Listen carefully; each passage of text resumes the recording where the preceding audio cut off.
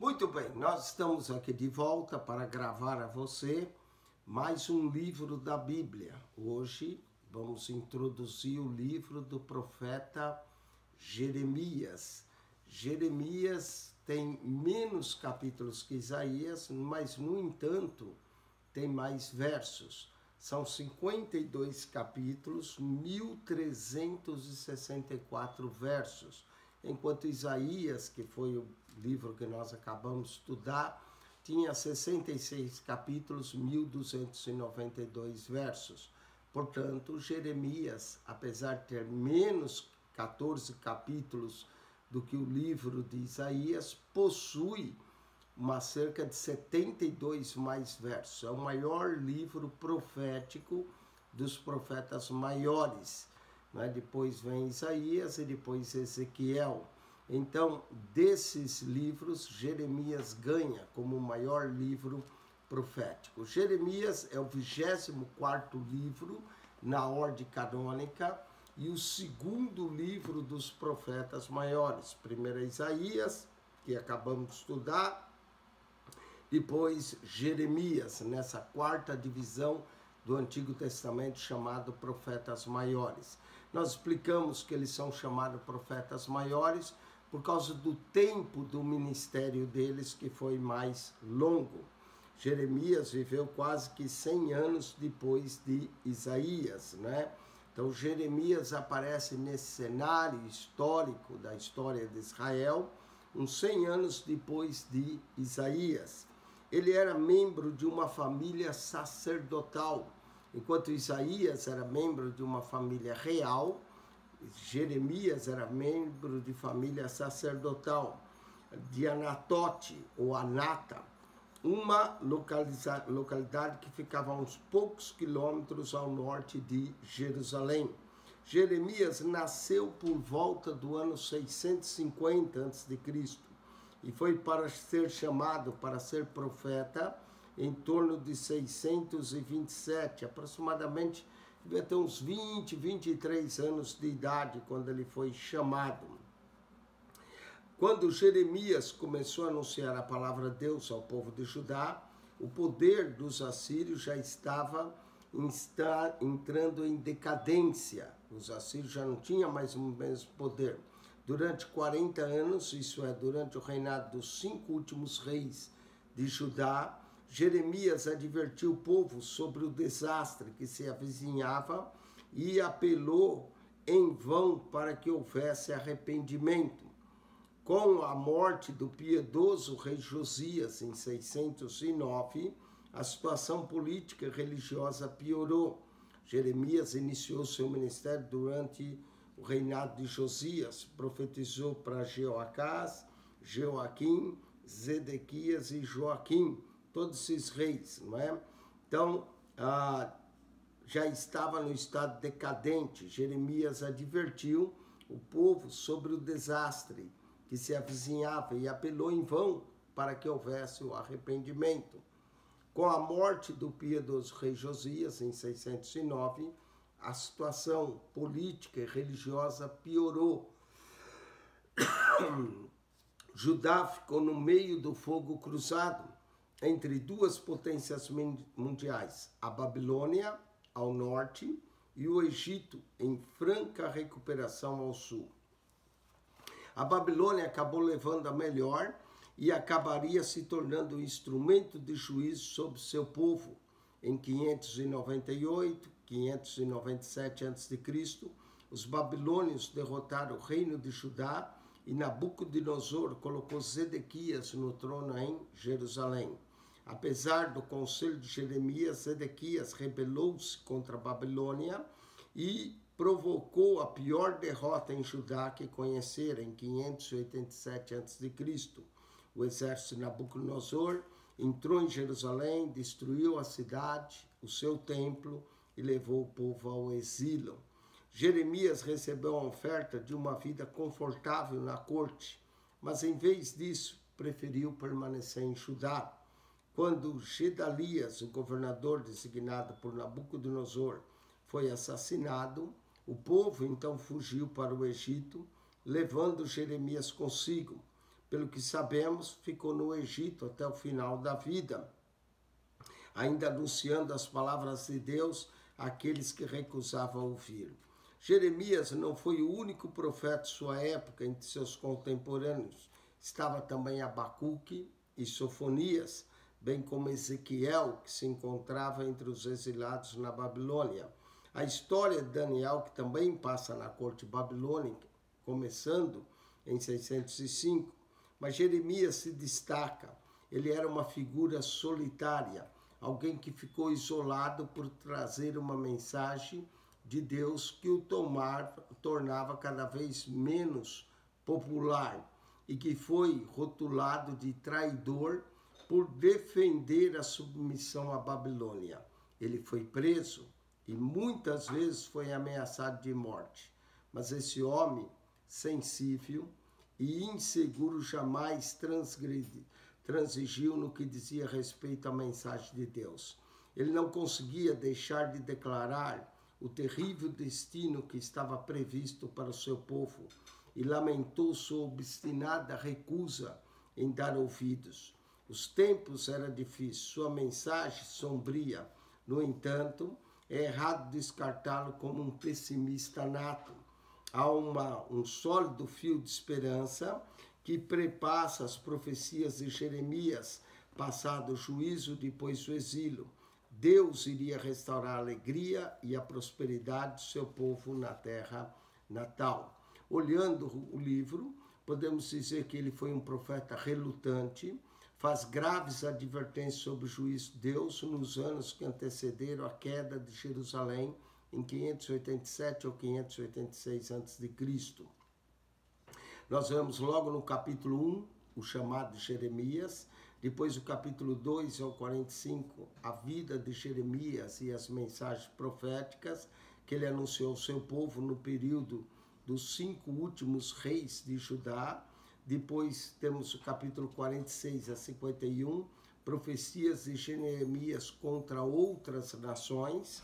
E finalmente um prós-escrito no capítulo 52, os babilônios tomam Jerusalém, destroem o templo e o povo é exilado.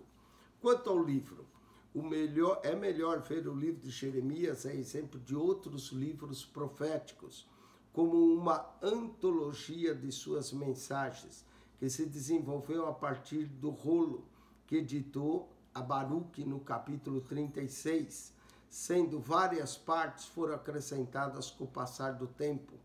Há uma impressionante mistura de formas literárias no livro do profeta Jeremias. Nós encontramos prosa e poesias, deboches e lamentações, parábolas dramatizadas, biografia e história. O material não está organizado em ordem cronológica, o que dificulta a determinação das datas em algumas partes.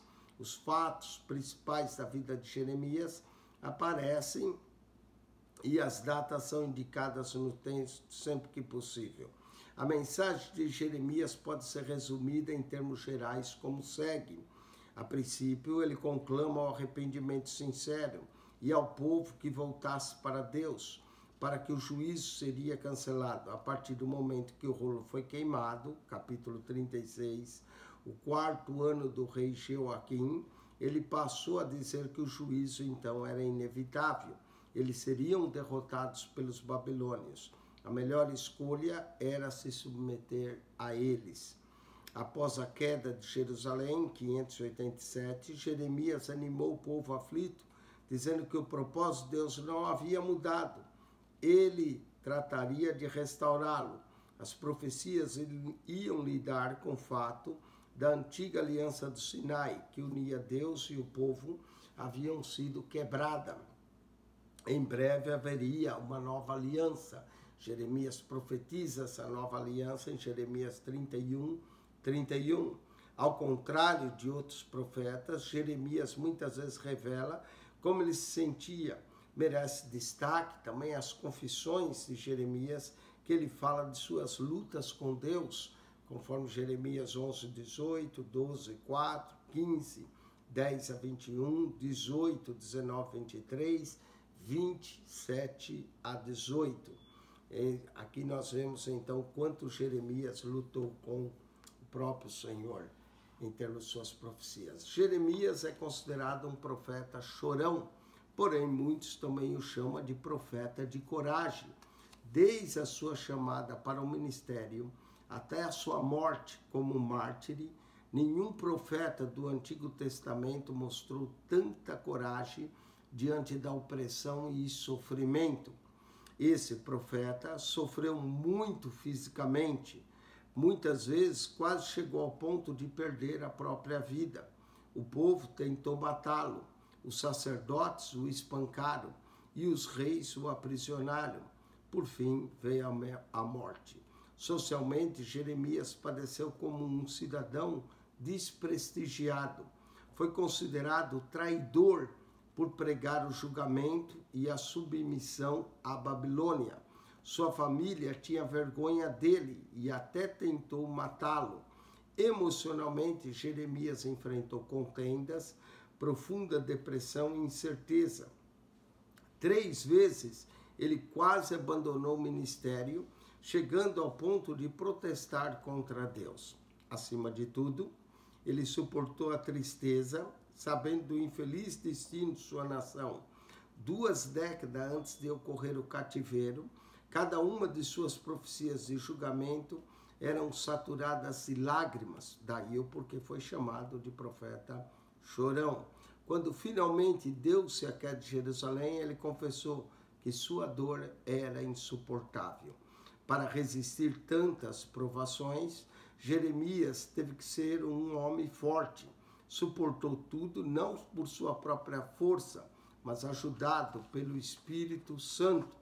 Sabe mais a respeito da vida pessoal de Jeremias do que qualquer outro profeta do Antigo Testamento, porque os 2 livros que ele escreveu, Jeremias e Lamentações, além de serem proféticos, são também autobiográficos.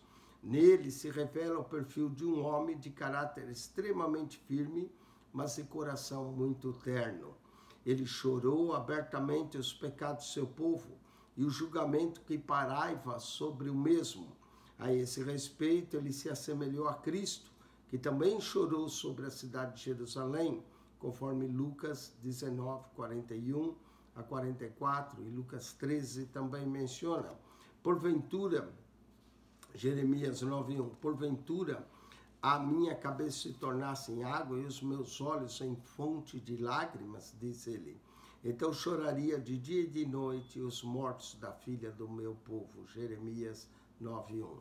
Lamentações 2:1, com lágrimas se consumiram os meus olhos, turbado está minha alma, e o meu coração se derramou de angústia por causa da calamidade das filhas do meu povo.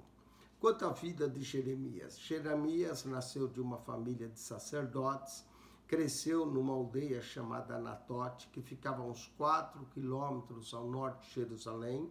Quando tinha 20 anos, recebeu sua chamada profética.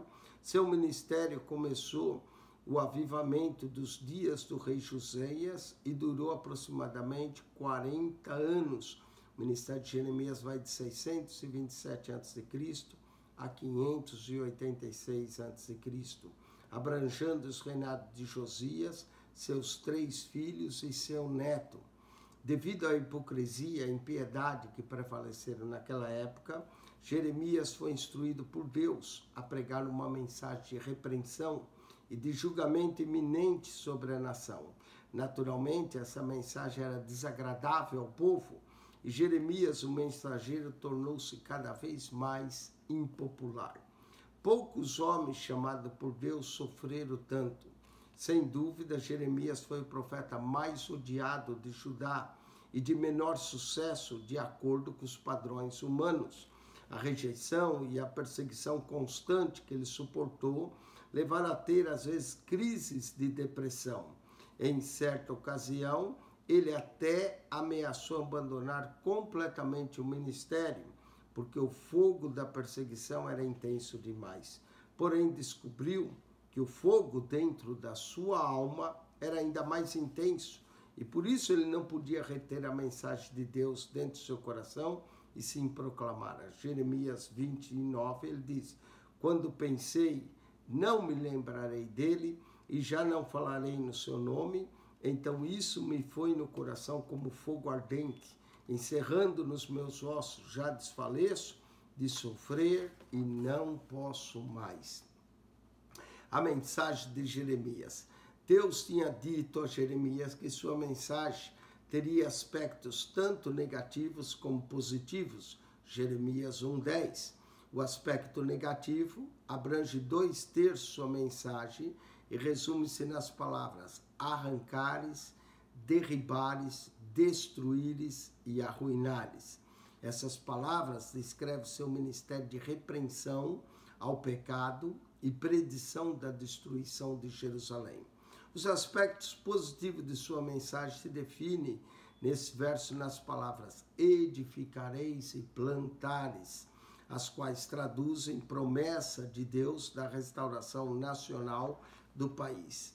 Um dos temas básicos de Jeremias é a sua declaração enfática de que o povo iria para o cativeiro, não porque Deus era fraco para protegê-los, mas sim porque estava castigando seus pecados e rebeldia. Apesar disso, Deus ainda amava seu povo e anelara restaurar a comunhão com ele. Quanto à organização do livro, muitos estudiosos acabam confuso o livro de Jeremias, devido principalmente ao fato de que o seu conteúdo não aparece em ordem cronológica. Além do mais, o livro é incompreensível se não levarmos em consideração a época e a vida pessoal de Jeremias. Os 3 próximos capítulos se ocupam do estudo da vida do profeta em ordem cronológica. Isso significa que os capítulos do livro serão apresentados, às vezes tem que pôr fora de ordem para que apareça na Bíblia, para podermos entender melhor. Quanto ao tema do livro de Jeremias, é o castigo divino e iminente de Judá, o plano de restauração da nação. Nós vamos ter do capítulo 1 a 39, profecia antes da queda de Jerusalém.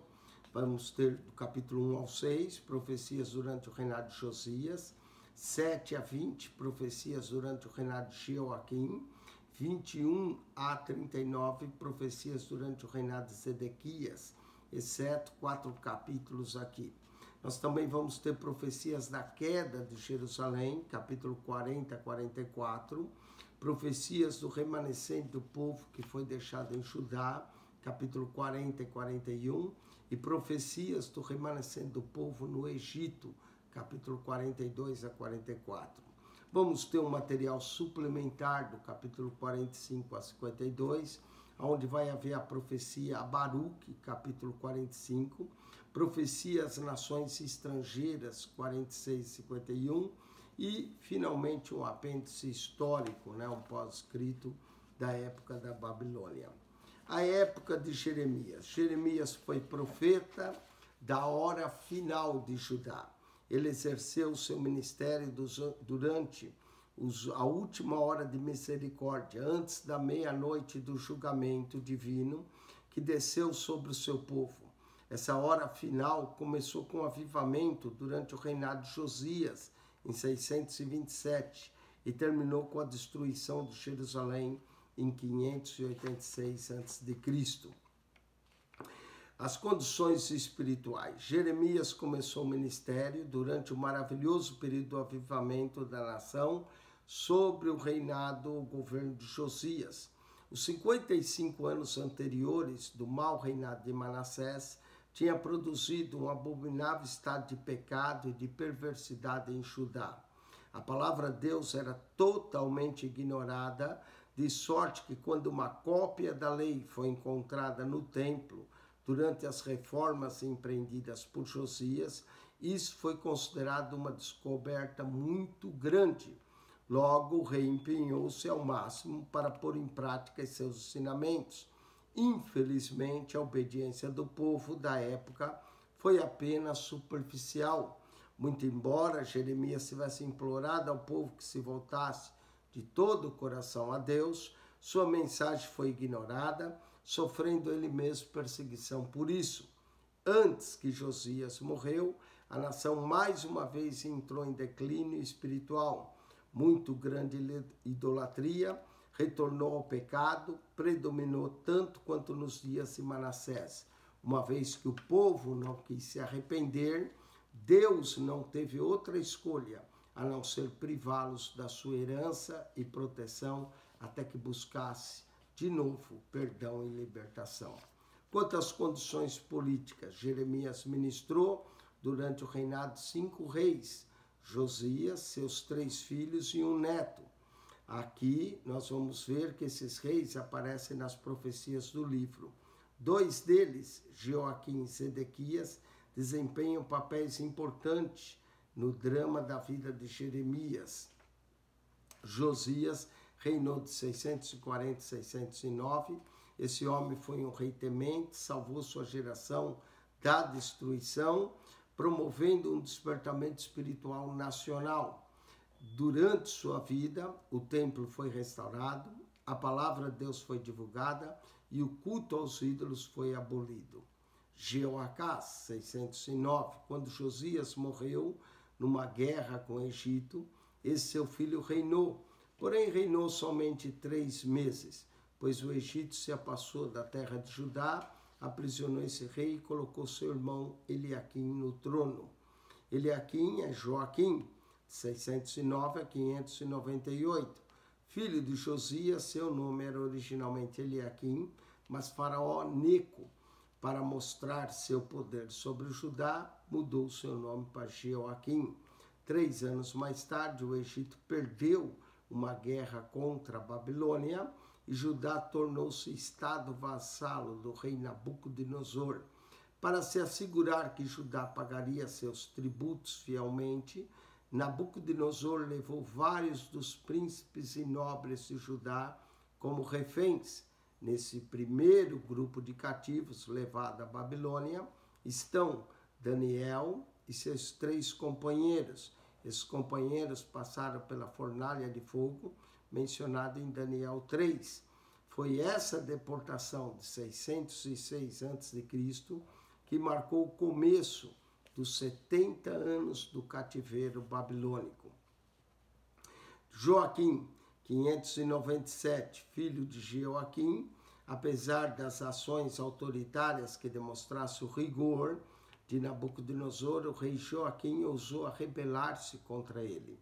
Como resultado, a cidade de Jerusalém foi sitiada pelo exército da Babilônia durante mais de 1 ano, e durante esse período, Jeoaquim morreu, ficando seu filho Joaquim, também chamado Jeconias, o qual reinou no seu lugar. Durante os 3 meses, esse novo rei se rendeu, sendo ele levado como refém para a Babilônia com sua mãe e um grande grupo de soldados, artesãos, cidadãos e alta classe. Foi essa a segunda deportação dos exilados em 597 a.C., entre os quais estava o profeta Ezequiel. Zedequias vai reinar de 597 a 586. Zedequias e um outro filho de Josias tornou-se rei. De caráter fraco, foi facilmente influenciado por conselheiros ímpios e, em desatenção ao conselho de Jeremias, se alinhou com o Egito contra a Babilônia numa tentativa de revolta. O resultado foi um sítio de 2 anos e a destruição total de Jerusalém pela Babilônia em 586 a.C. Até o templo foi destruído devido ao fato de ser considerado por Babilônia como um símbolo da resistência nacional.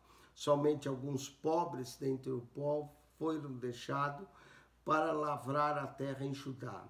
Zedequias tentou fugir, mas foi capturado e levado cativo para a Babilônia, onde veio a falecer. São essa a história do livro, não é? A autoria.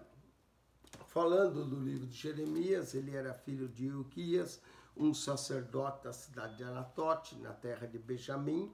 O significado do seu nome é incerto, mas Jeremias pode significar o Senhor exalta.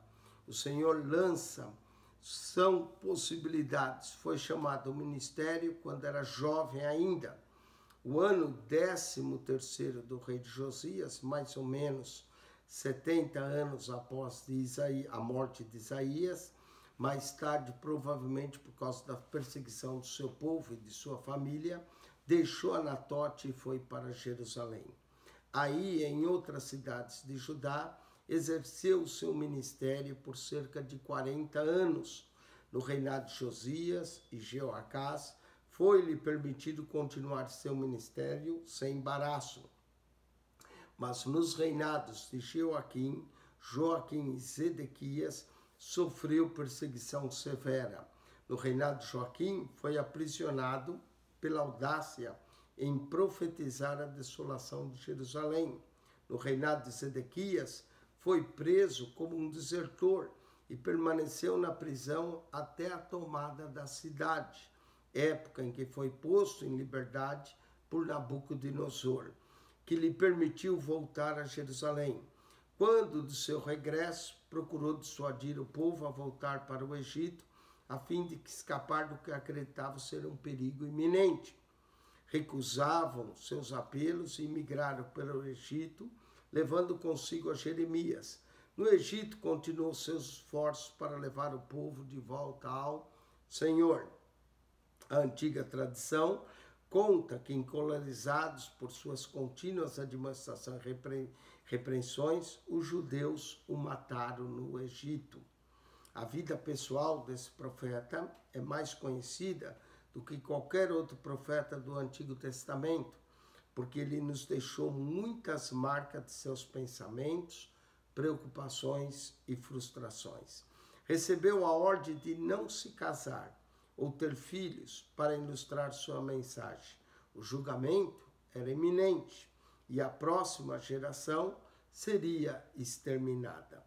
Apesar dessa mensagem de ruína, da sua severa repreensão, os líderes e do desprezo pela idolatria, o seu coração doía pelo povo, pois sabia que a salvação de Israel não era desassociada da fé em Deus, de um relacionamento de aliança correto expresso pela obediência.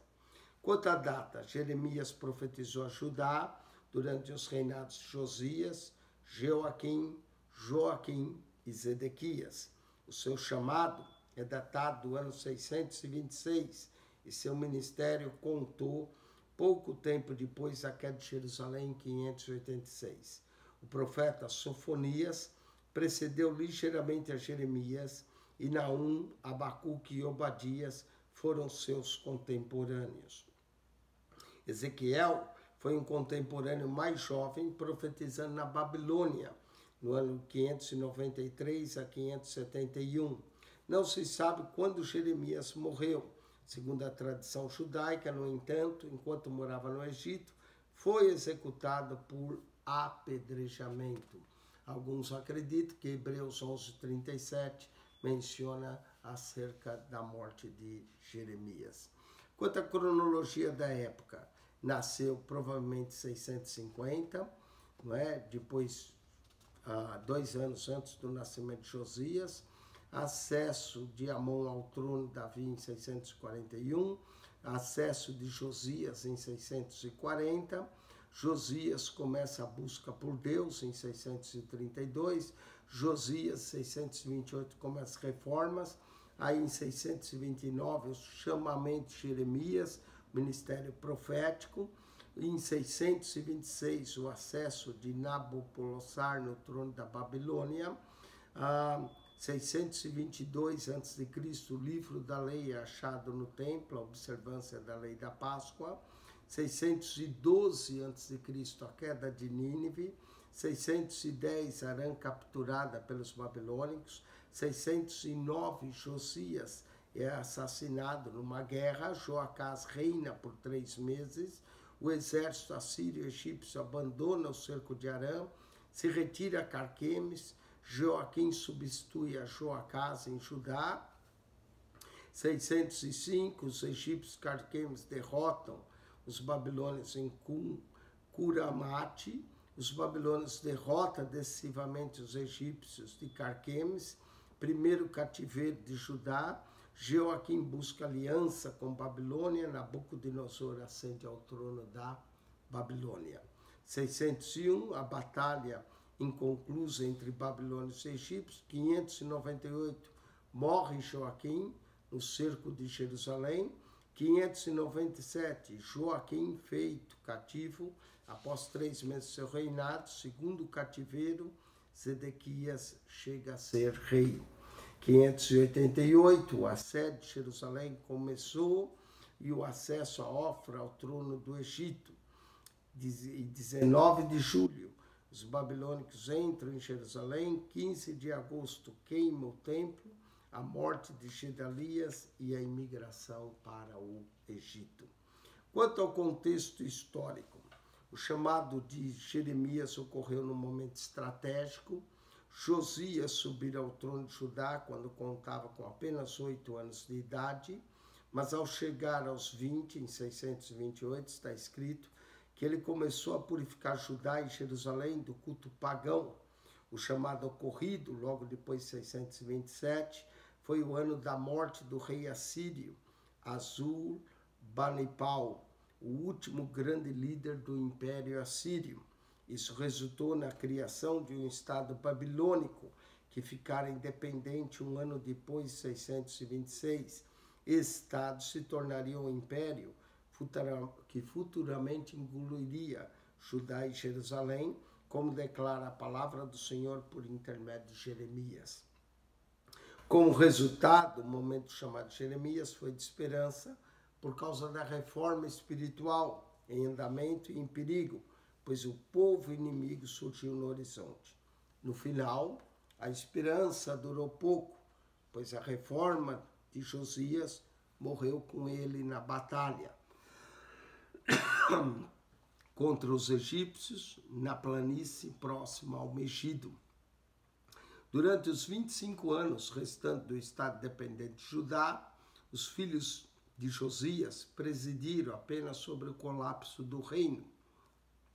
O rei Joaquim, filho de Josias, foi implacavelmente hostil para com Jeremias, e em certa ocasião, quando um primeiro esboço do escrito do profeta estava sendo lido diante de Joaquim, o rei usou uma faca de escrivão para cortar o rolo em fatias de 3 a 4 colunas por vez e o jogou pedaço por pedaço no braseiro do seu apartamento de inverno. Jeremias 36, 22 a 23. Por ordem divina, no entanto, Jeremias simplesmente ditou a profecia a Baruque pela segunda vez e lhe acrescentou muitas outras palavras semelhantes. Em 605, os egípcios, comandados por Faraó Neco, foram derrotados em Carquemes, no rio Eufrates, por Nabucodonosor. O talentoso general que sucedeu ao pai, Nabopolassar, como governante da Babilônia naquele mesmo ano, Neco voltou ao Egito depois de sofrer pesadas baixas e a Babilônia praticamente passou a ser libertada da ação da Ásia Ocidental nos 70 anos que se seguiram. Nabucodonosor cercou Jerusalém em 605, humilhou Joaquim, conforme Daniel 1 e 2, e levou Daniel e seus 3 companheiros, Ananias, Misael e Azarias, cativos para a Babilônia, Daniel 1:6. Posteriormente, em 598 a 597, Nabucodonosor atacou Jerusalém de novo, e nada mais se soube a respeito do rebelde Joaquim.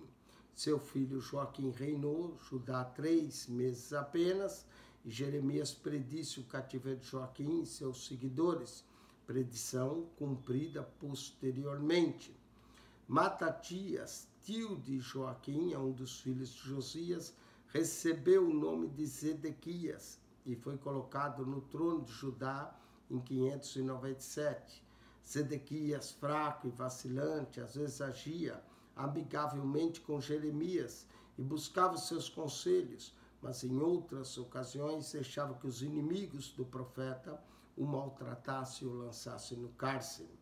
Perto do fim do reinado de Zedequias, Jeremias faz um acordo com ele de revelar a vontade de Deus ao rei em troca da própria segurança, Jeremias 38, 15 a 16. Mesmo assim, o profeta foi praticamente colocado em prisão domiciliar até a conquista de Jerusalém em 586. Depois que os babilônios derrotaram os assírios, Judá ficou sob o controle firme do Império Oriental. Insatisfeito com a condição de vassalo, Judá envolveu-se em várias em conspiração que foram destinadas a fracassar e levado em 586 à destruição final de Jerusalém por Nabucodonosor, que deixou a cidade politicamente irrecuperável. Judá já provara ser espiritualmente irrecuperável durante esse período trágico. Jeremias continua a proclamar a palavra do Senhor. Além da destruição da cidade e do templo, o estado de Judá foi desestruturado com a deportação do povo. A primeira fase da deportação ocorreu em 597, quando Joaquim se rebelou. Seu filho Joaquim foi levado à Babilônia, como também o profeta Ezequiel. Apesar da afirmação de alguns profetas judeus que essa destruição de Judá era limite do castigo do Senhor, que daí em diante a situação melhoraria, Jeremias afirmou que o pior ainda estava por vir. Infelizmente, isso se confirmou com a rebelião de Zedequias em 589 e trouxe os babilônios de volta a Jerusalém com a intenção de destruí-la. Enquanto tentava fugir da cidade, Zedequias foi alcançado pelos babilônios que o perseguiram. Os filhos do rei foram executados em sua presença. Depois ele mesmo teve seus olhos furados por Nabucodonosor. Jeremias 39, 1 a 7.